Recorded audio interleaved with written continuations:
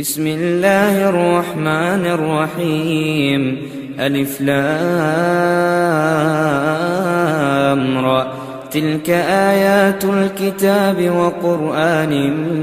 مبين ربما يود الذين كفروا لو كانوا مسلمين ذرهم يأكلوا ويتمتعوا ويلههم الأمل فسوف يعلمون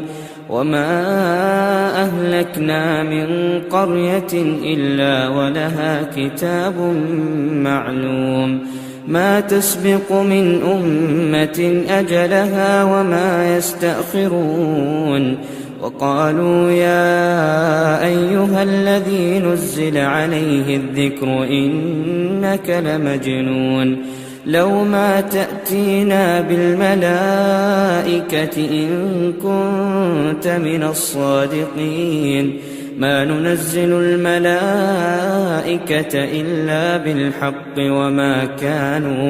وما كانوا إذا منظرين إنا نحن نزلنا الذكر وإنا له لحافظون ولقد أرسلنا من قبلك في شيع الأولين وما يأتيهم من رسول إلا كانوا به يستهزئون كذلك نسلكه في قلوب المجرمين لا يؤمنون به وقد خلت سنة الأولين ولو فتحنا عليهم بابا من السماء فظلوا فيه يعرجون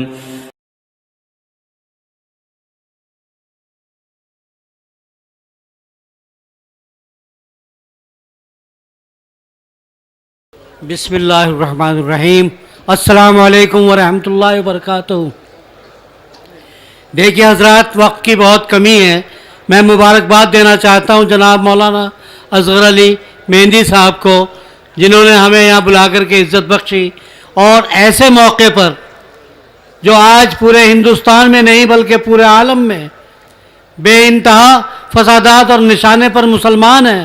ایک پیغام دینے کے لیے جو اللہ کے نبی نے پیغام دیا، جو قرآن نے پیغام دیا، اس کے لیے رام لیلا میدان میں آپ لوگوں نے اکٹھا کر کے یہ ایک میسج دیا کہ مسلمان امن چاہتا ہے، شانتی چاہتا ہے، اور یہ کوئی جھگڑے فساد نہیں چاہتے۔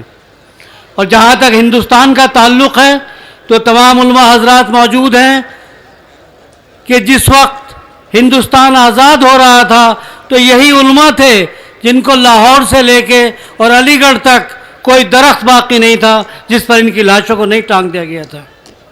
تو آج بھی انہی علماؤں نے انشاءاللہ تعالی ہندوستان میں امن کی بات کی ہے، اور یہ ہمیشہ کرتے ہیں۔ میں تہ دل سے ان کا شکریہ ادا کرتا ہوں، اور بس اس شعر کے ساتھ اپنی بات ختم کر رہا ہوں۔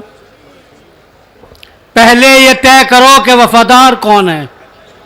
پہلے یہ طے کرو کہ وفادار کون ہے، وقت خود بتائے گا غدار کون ہے۔ السلام علیکم۔